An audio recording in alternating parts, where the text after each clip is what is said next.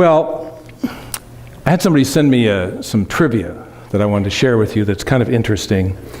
And it's about life in the 16th century, and if you're wondered where some of our phrases come from, this kind of explains a few of them. You may have seen this. It says most people got married in June. We're sort of moving into the period of June, because they took their yearly bath in May. And they still smelled pretty good by June. But even so, by June they were starting to smell, so brides carried a bouquet of flowers to hide the body odor, hence the custom of carrying a bouquet of flowers today when getting married. Did you know that? Baths consisted of a big tub filled with hot water. The man in the house had the privilege of the nice clean water, then all the other sons and men, then the women, and finally the children, and last of all the babies. By then the water was so dirty you could actually lose someone in it, hence the saying, don't throw the baby out with the bath water. How's that? Houses had thatch roofs, thick straw piled high with no wood underneath. It was the only place for animals to get warm, so all the cats and other small animals, mice and bugs, lived in the roof. So when it rained, it became slippery, and sometimes the animals would slip and fall off the roof. Hence the saying, it's raining cats and dogs. There was nothing to stop things from falling into the house, thus posed a real problem in the bedroom where the bugs and other droppings could mess up your nice clean bed. Hence, a bed with big posts and a sheet hung over the top afforded some protection. That's how canopy beds came into existence. The floor was dirt, only the wealthy had something other than dirt, hence the saying, dirt poor. The wealthy had slate floors that would get slippery in the winter when wet, so they'd spread thresh, which is straw, on the floor to help keep their footing. And as the winter wore on, they added more thresh until when you opened the door, it would all start slipping outside. So a piece of wood was placed at the entrance, hence the term threshold. Isn't this interesting? In those days, they cooked in the kitchen with a big kettle that always hung over the fire. Every day they lit the fire and added things to the pot. They ate mostly vegetables and did not get much meat. They would eat the stew for dinner, leaving leftovers in the pot to get cold overnight and then start over the next day. Sometimes stew had food in it that had been there for quite a while. Hence the rhyme, peas porridge hot, peas porridge cold, peas porridge in the pot, 9 days old. Sometimes they could obtain pork, which made them feel quite special. When visitors came over, they would hang up their bacon to show off. It was a sign of wealth that a man could bring home the bacon. They would cut off a little to share with guests and would all sit around and chew the fat. Those with money had plates made of pewter. Food with high acid content caused some of the lead to leach into the food, causing lead poisoning death. This happened most often with tomatoes, so for the next 400 years or so, tomatoes were considered poisonous. Bread was divided according to status. Workers got the burnt bottom of the loaf, the family got the middle, and guests got the top or the upper crust. Lead cups were used to drink ale or whiskey. The combination would sometimes knock a person out for a couple of days. Someone walking along the road would take them for dead and prepare them for burial. They were laid out on the kitchen table for a couple of days, and the family would gather around and eat and drink and wait and see if they would wake up. Hence the custom of holding a wake. See where all this, isn't this interesting stuff? England is old and small, and the local folks started running out of places to bury people. So they would dig up coffins and would take the bones to a bone house and reuse the grave. So-called recycling, first recycling. Right? When reopening these coffins, 1 out of 25 coffins were found to have scratch marks on the inside, and they realized that they had been burying people alive. So they would tie a string on the wrist of the corpse, lead it through the coffin and up through the ground, and tie it to a bell. Someone would have to sit out in the graveyard all night, which is the graveyard shift, to listen for the bell. Thus, someone could be saved by the bell.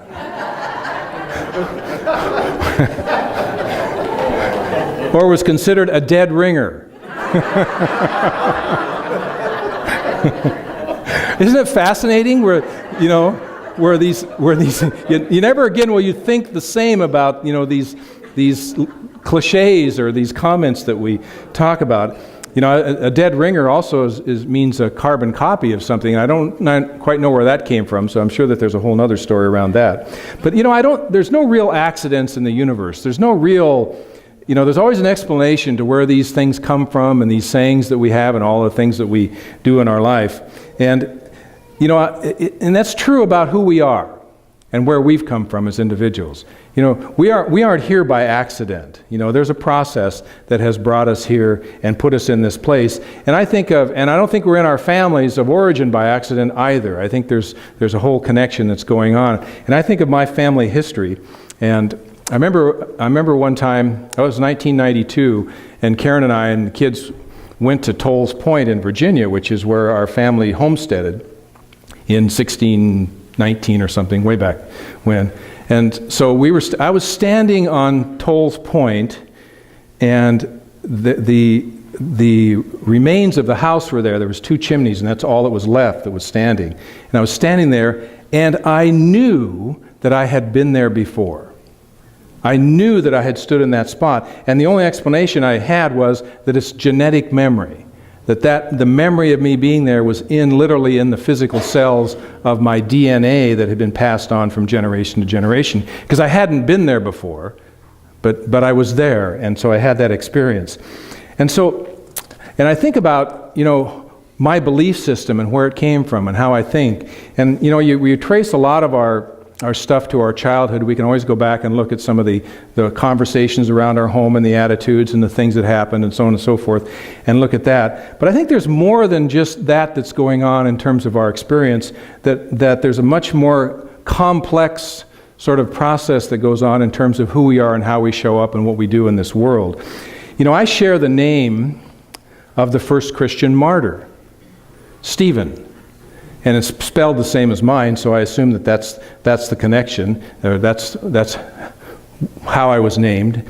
And the interesting thing is when back in ministerial school, I really studied the story. It's not a very long story, but I sort of studied that story and kind of looked at it and thought about who I was and where I came from. And I realized that I also share some attributes and strong beliefs that mirror much of how he showed up. And he was he had a lot of clarity about what he was thinking. He was very vocal about his clarity and what he thought.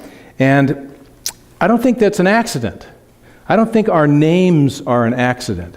I think our names show up because we draw those names to us because there are attributes in that name that live in the consciousness of that name that in some way define us. That in some way express who it is that we are or what it is that we're trying to accomplish in our life. Now, Stephen was very passionate, and he went through the experience of the death, the crucifixion, the death, the resurrection, the ascension, which must have been an incredible moment when that occurred, and then the moment of Pentecost that I talked about last week, how all that energy of the Holy Spirit just showed up in the midst of all these folks, and they were speaking in different languages. And so he had this incredible experience, and it happened over a relatively short period of time, and so I don't think he had really processed it. I don't think he really had thought much about it. He was filled with passion and energy, and how many of us have been in that experience when we have had an experience, when we heard the truth, when we showed up, and all of a sudden there it is, and here we are, and we have all this intense energy that we want to share with the world. I know when I first came into Unity, and I heard the truth, because basically it wasn't something new to me, it was just somebody speaking what I already knew to be true.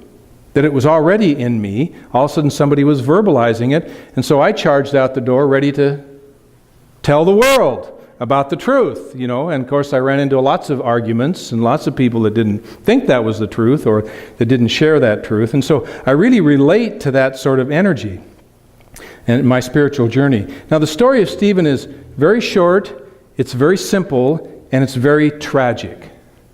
And it really in many ways, instead of becoming about Stephen, became about Paul rather than Stephen.